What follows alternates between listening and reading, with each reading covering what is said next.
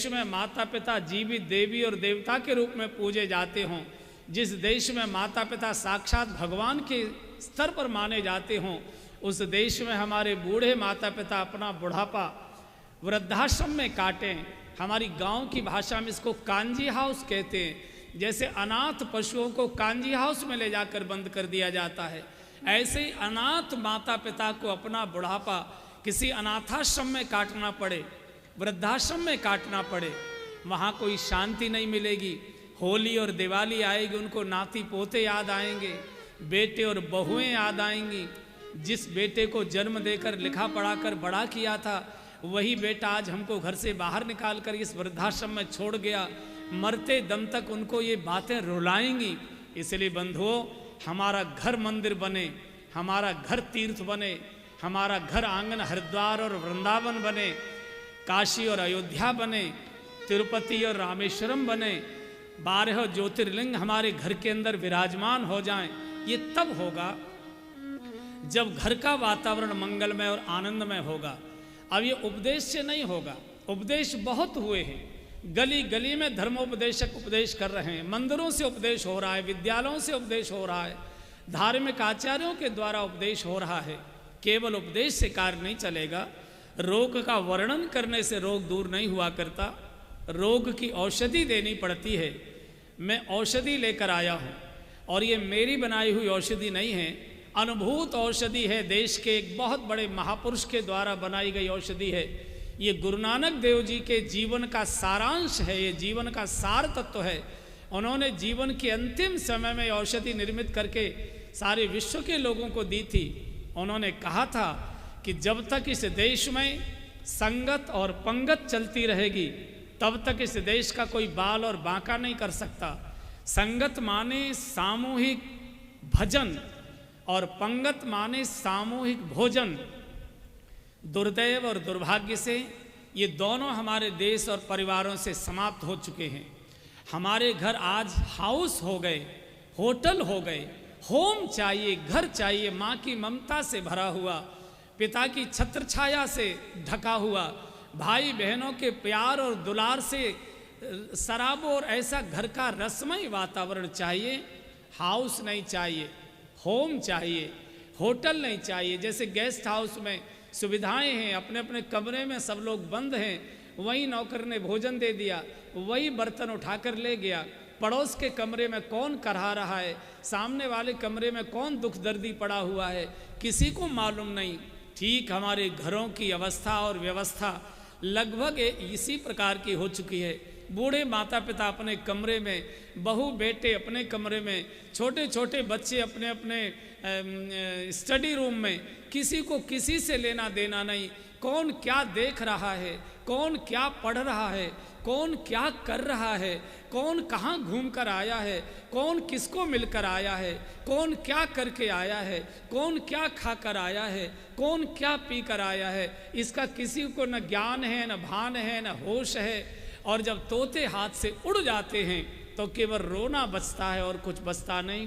इसलिए बंधुओं और बहनों, गुरु नानक देव जी के जो 2 गोलियां हैं, 2 औषधियां हैं, संगत और पंगत, मैं सारे भारत के बंधुओं और बहनों को और जो भी विदेश में भारतवासी निवास कर रहे हैं उन सबको निवेदन कर रहा हूँ, अगर परिवार बचाना है, अगर देश बचाना है, भारत बचाना है, भारत की आत्मा बचानी है, भारत का गौरव बचाना है, भारत की सभ्यता बचानी है, भारत की संस्कृति बचानी है, भारत की धरोहर बचानी है, भारत की गाय बचानी है, भारत की गंगा बचानी है, भारत की गीता बचानी है, भारत का ज्ञान बचाना है, भारत का ऐश्वर्य और वैभव बचाना है।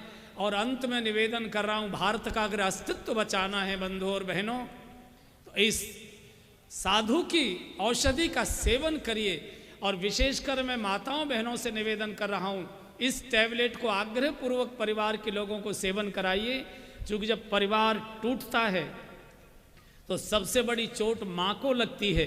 पुरुष तो कहीं भी जाकर मटर गश्ती कर सकता है, माँ कहाँ जाएगी घर छोड़कर। इसलिए सायंकाल का भोजन छोटे बड़े सब एक साथ बैठकर करें। जब तक पिता बाहर से ना आ जाएं तब तक बच्चों को भोजन मत दीजिए। जब तक बेटा बेटी बाहर से घर में ना आ जाएं, तब तक पिता को भोजन मत दीजिए, समझा कर रखो, रुको रुको बेटा, पापा पिताजी आने वाले, रुको ना भैया आने वाला है, जीजी आने वाले, सब लोग एक साथ बैठकर भोजन करें। मैं क्यों कह रहा हूँ, मैं इसलिए बोल रहा हूँ, एक बहन ने हमसे पूछ लिया कि मान लीजिए कोई बहुत देर से आता है तो कब तक इंतजार करें। तो मैंने उनको निवेदन किया, अगर आपको अपना बेटा चाहिए या अपना पति चाहिए तो जब तक वो नहीं आते घर में तब तक भूखे बैठकर प्रतीक्षा करिए।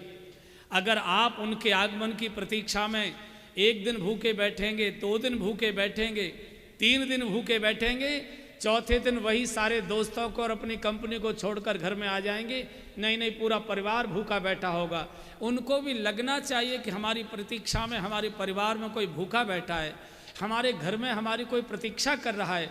अन्यथा जब वो देर से आते हैं तो सारा घर सोया हुआ मिलता है, या तो वो होटल में भोजन करके आते हैं, या तो फिर वो रसोई से निकाल कर या तो नौकर से मांगते हैं। माँ सो रही है, पत्नी सो रही है और वो नौकर से भोजन मांग रहा है और जाकर कमरे में सो जाता है। तो जैसे होटल में खाकर व्यक्ति सो गया, ऐसे वो अपने घर में सो जाता है। नहीं नहीं नहीं, बेटे को लगेगा कि मेरी माँ भूखी बैठी होगी, मेरे भाई बहन भूखे बैठे होंगे, पिता को लगेगा कि नहीं पूरा परिवार भूखा बैठा होगा। बंधु और बहनों, एक साथ बैठकर किसी को कमरे में रात्रि का भोजन, मैं दिन की नहीं कह रहा हूँ, आप दिन में चाहे जैसे करने दीजिए, लेकिन रात्रि का भोजन एक साथ हो।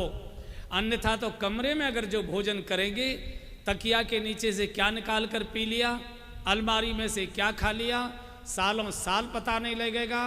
बेटा रात्रि को कितनी बजे आया, क्या खा कर आया, क्या पी कर आया, क्या करके आया, ये पिता को पता नहीं लगेगा।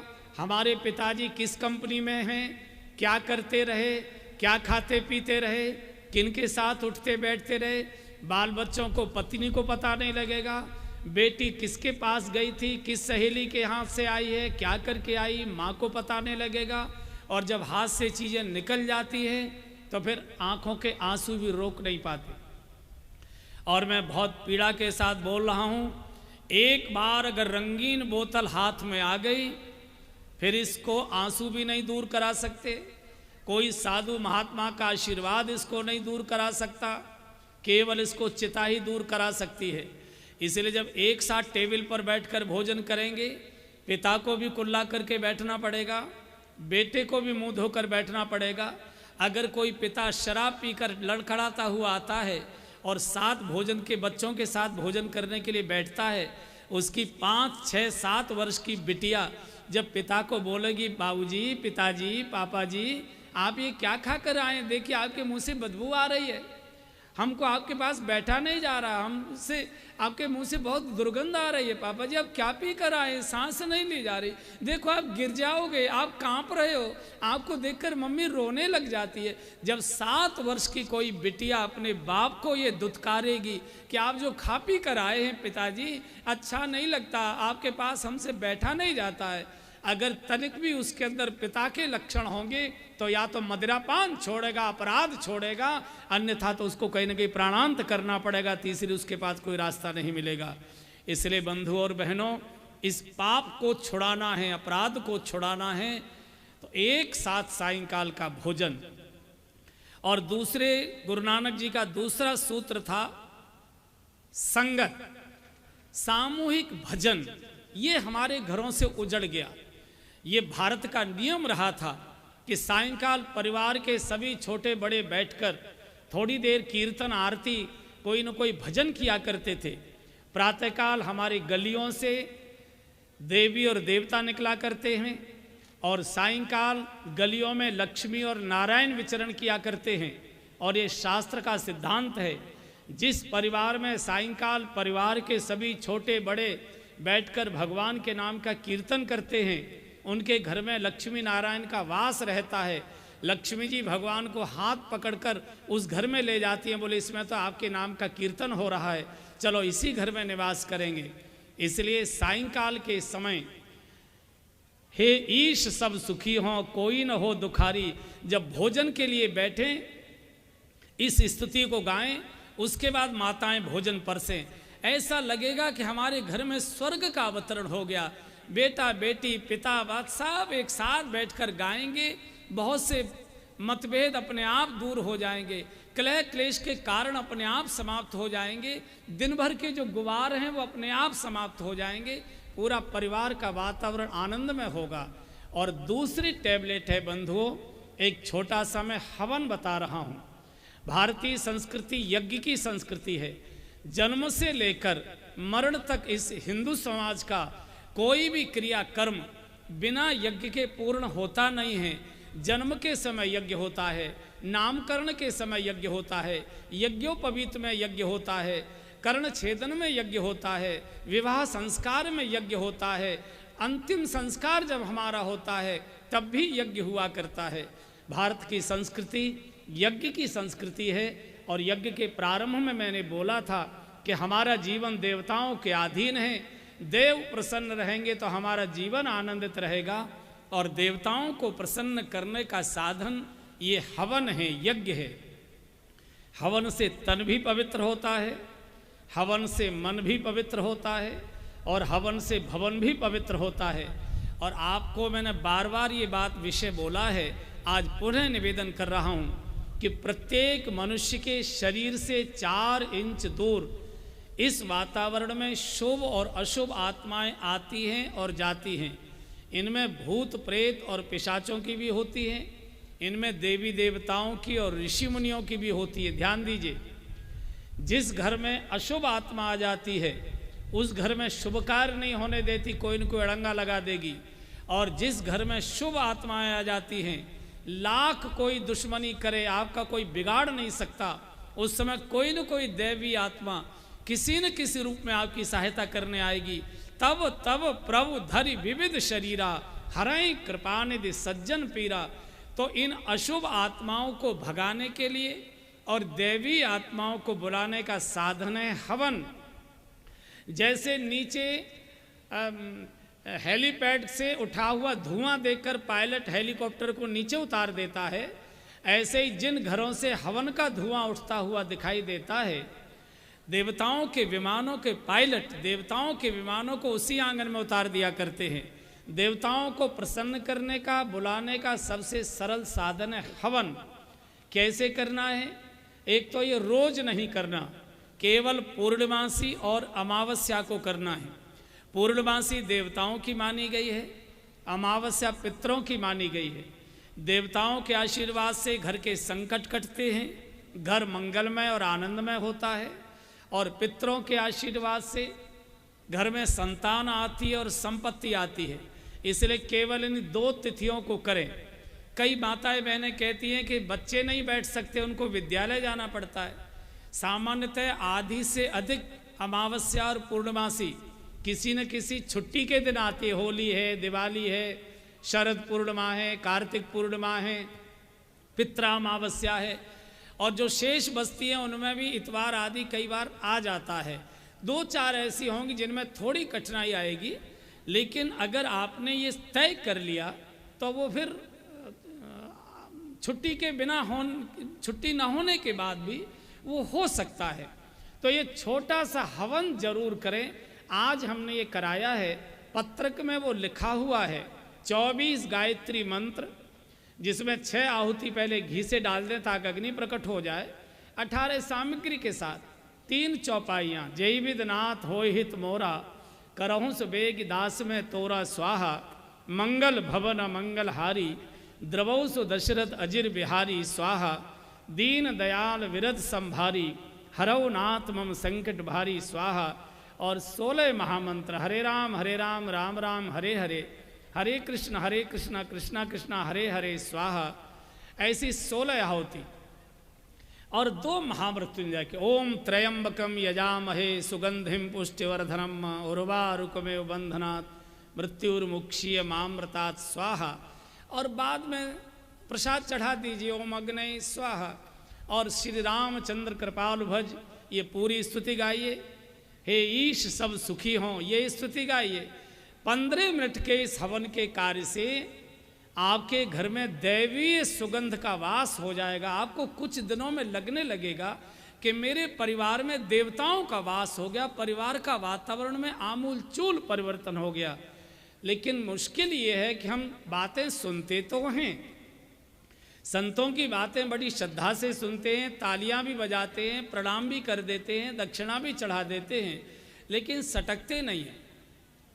बंधु और बहनों, औषधि सुनने से लाभ नहीं करती, औषधि सटकने से लाभ करती है।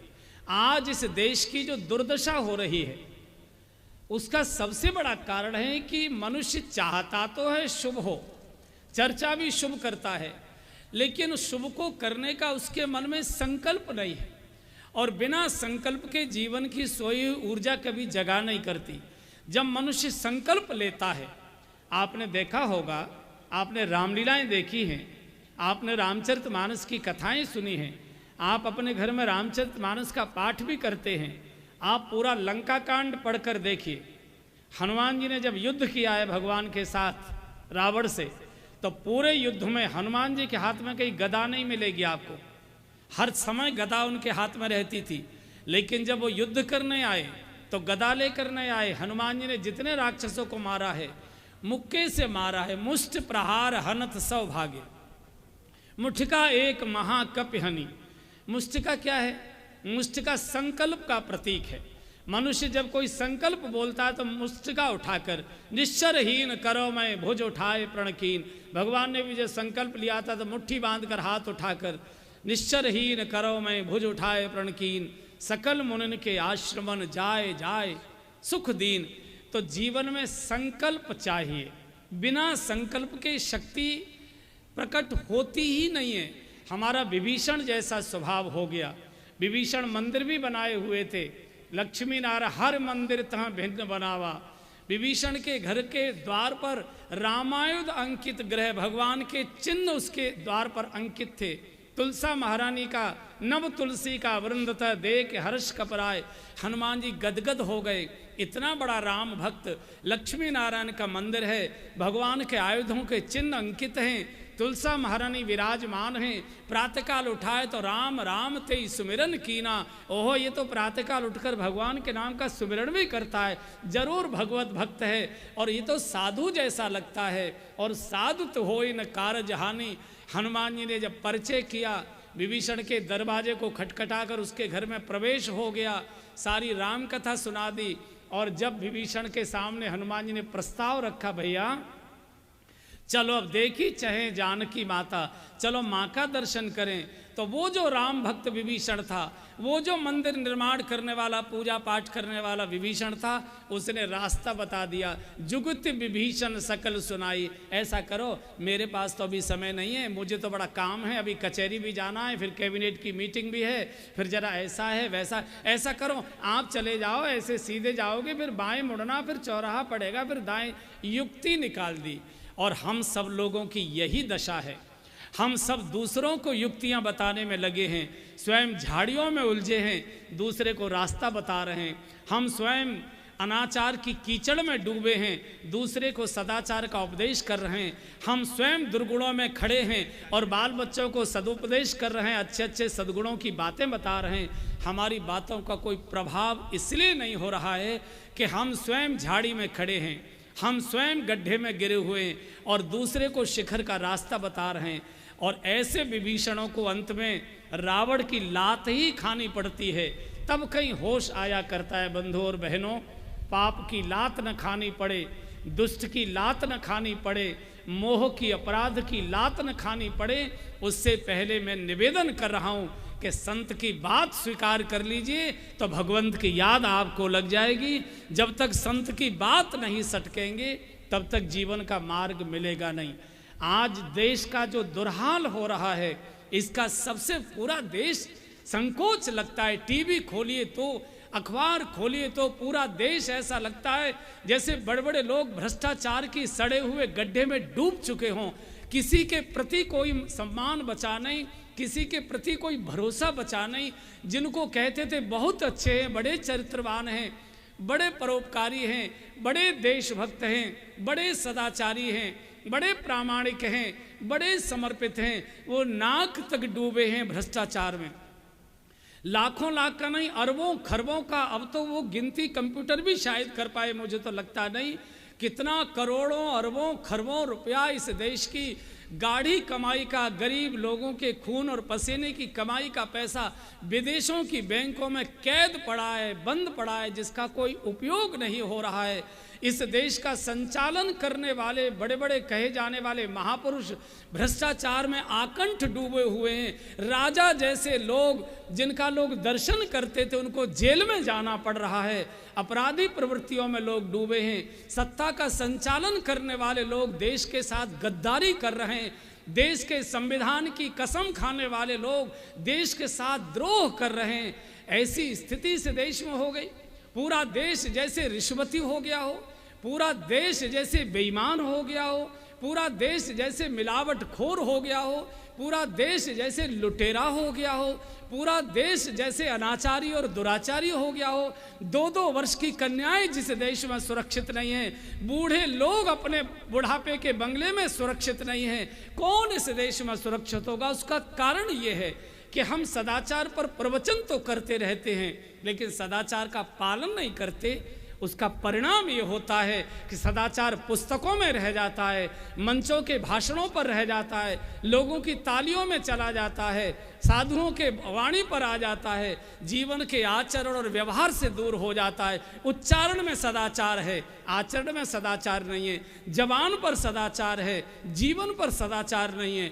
इसलिए इस देश की दुर्दशा न हो बंधु और बहनों। आज इस देश में बिल्कुल महाभारत के काल का समय उपस्थित हो चुका है। जो परिस्थिति महाभारत के समय थी, वही परिस्थिति आज इस देश में निर्माण हो चुकी है।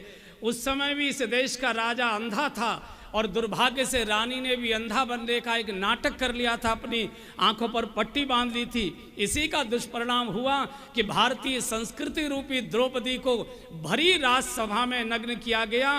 वो द्रौपदी स्त्री का प्रतीक नहीं है, द्रौपदी इस देश की संस्कृति, सभ्यता, इस देश की अस्मिता का प्रतीक है। और आज भी भारत की अस्मिता, भारत की सभ्यता, भारत की संस्कृति को नग्न किया जा रहा है। और देश का राजा अंधा और गूंगा बनकर बैठा हुआ है, मूक बधिर बनकर बैठा हुआ है। न बोलने का साहस कर रहा है, न क्रिया करने का साहस कर रहा है, न विरोध करने का साहस कर रहा है। इतनी बड़ी दुर्दशा जो महाभारत में भी शायद नहीं रही होगी। उस समय कम से कम कृष्ण भगवान थे, एक भरोसा था कि भगवान कृष्ण मौजूद हैं, बचा सकते हैं। आज तो वो भी कहीं दिखाई नहीं दे रहा है। जिनको कृष्ण समझते थे वो दुर्योधन से भी गए बीते दिखाई दे रहे हैं। इसलिए बंधुओं और बहनों, एक एक परिवार के अंदर महाभारत, एक एक परिवार के अंदर अर्जुन खड़ा करना पड़ेगा। एक एक परिवार की बागडोर कृष्ण के हाथ में देनी पड़ेगी। परिवार का मुखिया, परिवार मंगलमय आनंदमय चाहिए, परिवार सदाचारी चाहिए, परिवार श्रेष्ठ संस्कारों से युक्त चाहिए, परिवार माता पिता की सेवा करने वाला चाहिए। राष्ट्र की, समाज की सेवा तब होगी जब हम अपने बूढ़े माता पिता की सेवा से शुभारंभ करेंगे। सेवा का शुभारंभ परिवार से करें, फिर गांव से करें, समाज से करें, प्रदेश से करें, राष्ट्र से करें, फिर विश्वव्यापी जाएगा। तब होगा वसुधैव कुटुंबकम, तब होगा सिया राम मैं सब जग जानी। तो इसलिए इसका शुभारंभ मंगलमय परिवार, जैसा मैंने निवेदन किया, ये कोई संस्था नहीं हमने बनाई, एक विचार है। इसका कोई संगठन नहीं है, इसकी कोई सदस्यता नहीं है, ये एक विचार है। संकल्पशील परिवार खड़े हों। कोई बात नहीं, हम सारे गांव को नहीं बदल सकते, सारे नगर को नहीं बदल सकते, सारे प्रदेश और देश को नहीं बदल सकते, नेताओं को, राजनीति को नहीं बदल सकते, सत्ताओं को नहीं बदल सकते। अपने आंगन के, अपने परिवार के आंगन को तो बदल सकते, अपने घर के वातावरण को तो बदल सकते। जो बेडरूम हमारा गाली गलौज कलह क्लेश में डूब गया है, उसमें तो फूल खिला सकते हैं। जो आंगन हमारा दुराचार में जा रहा है, उसमें तो सदाचार के पुष्प खिला सकते हैं। यहाँ से इसकी शुरुआत हो। जैसे आज मैं नोएडा आया हूँ, ऐसे यहाँ से पूरे देश में जा रहा हूँ, जाने वाला हूँ। पूरे भारतवर्ष के बंधु और बहनें जो अपने टीवी सेट के सामने दिशा चैनल के माध्यम से या संस्कार चैनल के माध्यम से जो भी मेरी वाणी सुन रहे हैं और इस आयोजन को देख रहे हैं, वो मानसिक रूप से अपनी तैयारी कर लें। जहाँ जहाँ मैंने कथाएं गाई हैं, वहाँ वहाँ अभी तक मैंने मंगलमय परिवार का विषय रखा था केवल औषधि का मैंने प्रचार किया था कि ये संगत और पंगत की औषधि, इसका सेवन करोगे तो परिवार मंगलमय होगा। बंधुओं, अब इस टैबलेट को लेकर मैं सटकवाने के लिए चलूँगा। पानी का गिलास भी हाथ में रखूँगा और टैबलेट भी आपके हाथ में दूंगा। मेरे सामने इसका सेवन करो। आखिर नोएडा जैसे नगर के लोग कहते हैं इतवार को 11 बजे से पहले नोएडा में कोई सड़क पर निकलता ही नहीं है। इतनी देर तक सोने वाले लोग, मैं देख रहा था 7 बजे से यहाँ लोग आ गए, क्योंकि उनको मालूम था कि आज औषधि सटकनी ही है और ये सटक कर ही यहाँ से जाएंगे। ऐसा सारे देश के अंदर का वातावरण।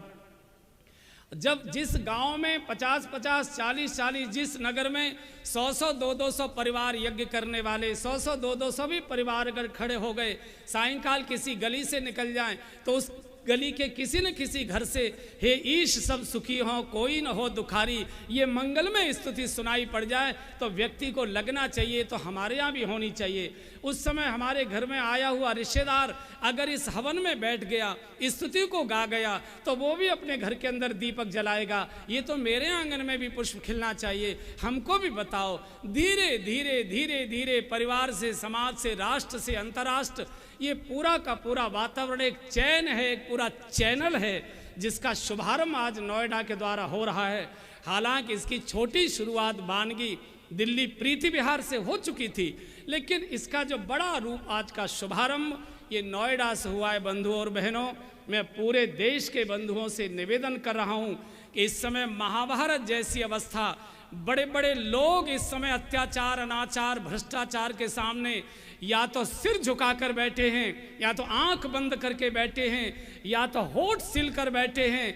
भीष्म पितामह जैसा महापुरुष जिसके चलने से धरती डगमगाती थी, इतना बड़ा ब्रह्मचारी, इतना बड़ा संकल्पशील महापुरुष, लेकिन अन्याय के सामने वो भी बोल नहीं पाए, शीश झुकाकर बैठे रहे।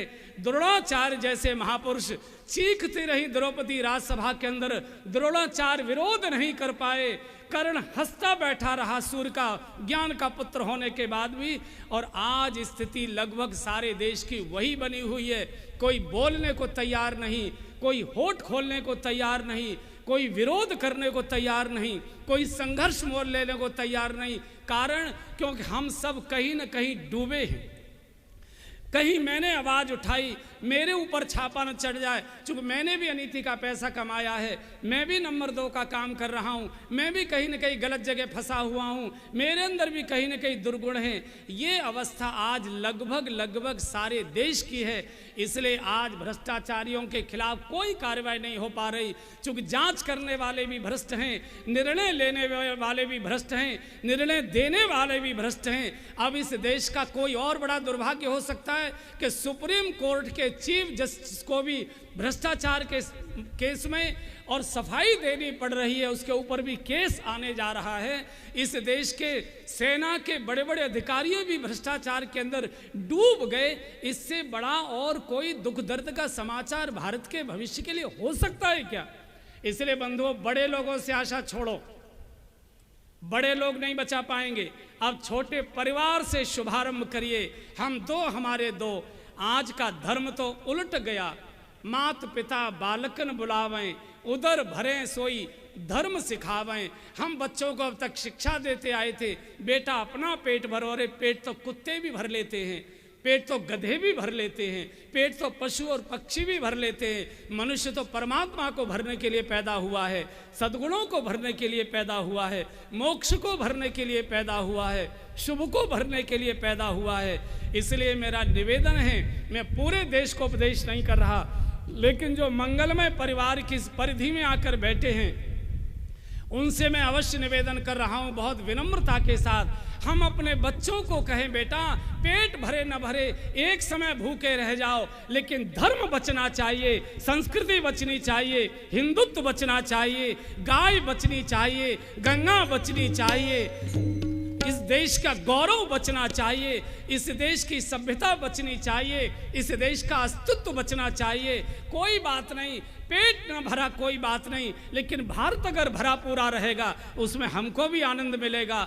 उनको उदाहरण दीजिए, इस देश के धर्म और संस्कृति को बचाने के लिए 13 साल का वीर हकीकत अपनी गर्दन कटवा सकता है। इस देश के धर्म और संस्कृति को बचाने के लिए जोरावर सिंह, फतेह सिंह 12-12, 13-13 साल के बालक अपने को जिंदा दीवालों में चुनवा सकते हैं। इस देश के गौरव को बचाने के लिए बंदा बैरागी अपने शरीर की बोटियां नुचवा सकता है।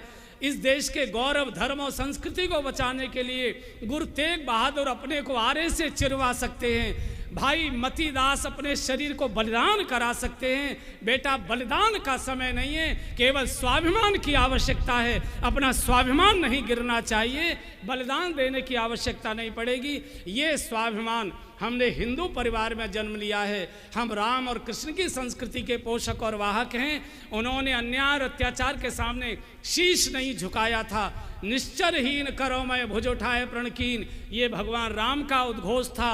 और परित्रणाय साधुनाम विनाशाय च दुष्टताम, ये भगवान श्री कृष्ण का महोपदेश था।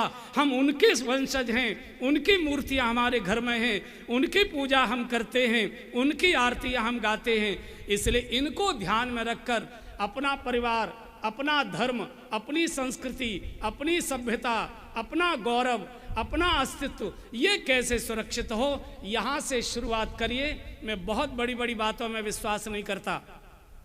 तालियां बजवाई जा सकती है विश्व के शांति के नाम से, मानव के कल्याण के नाम से, लेकिन न विश्व शांति होती है, न मानव कल्याण कहीं होता दिखाई दे रहा है। हम अपने माता पिता का कल्याण कर दें, माता पिता बच्चों को संस्कारित करके उनका कल्याण कर दें, यही बहुत बड़े कल्याण का कार्य हो जाएगा। ये मंगलमय परिवार, ये और कुछ नहीं है। छोटा सा आंगन, छोटा सा घर, छोटा सा फ्लैट, इसमें रहने वाला छोटा सा परिवार, माता पिता, भाई बहन, बहू बेटा, ये नाती पोते का छोटा सा परिवार, ये हंसता हुआ, ये नाचता हुआ, ये खिलखिलाता हुआ, ये गुनगुनाता हुआ, ये मुस्कराता हुआ। अगर पार्क में बैठने का मन करता है, इसका अर्थ है परिवार बैठने लायक नहीं रहा।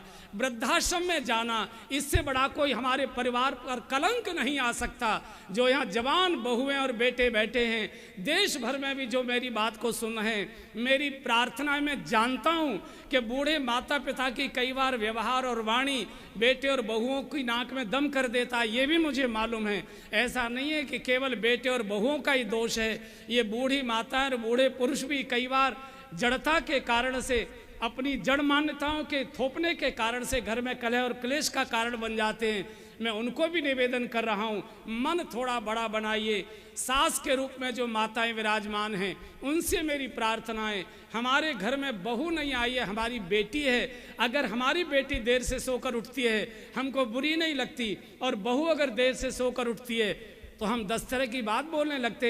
अरे नहीं, हमारी बेटी पराए घर में गई है, पराई बेटी हमारे आंगन में आई है, ये भी बेटी है। जैसे मेरी बेटी में दोष दुर्गुण हो सकते थे तो भी हमको स्वीकार थी, लाडली थी, प्यारी थी, ये भी किसी माता पिता की बेटी है, पराए घर से हमारे घर में आई है। इतना लाड़ प्यार इसको दें कि मैके की कभी ना याद आए। माता पिता अपना थोड़ा मन बड़ा करें, अपनी वाणी संतुलित रखें, हर क्रियाएं बच्चों की न देखें, और बेटे और बहू माता पिता को साक्षात देवी और देवता के रूप में माने। फिर पीतल के गोपाल जी, फिर पत्थर की मूर्ति को प्रणाम करने जाने की आवश्यकता नहीं रहेगी। जब अपने घर के कमरे में जीवित देवी और देवता विराजमान हैं, फिर मंदिर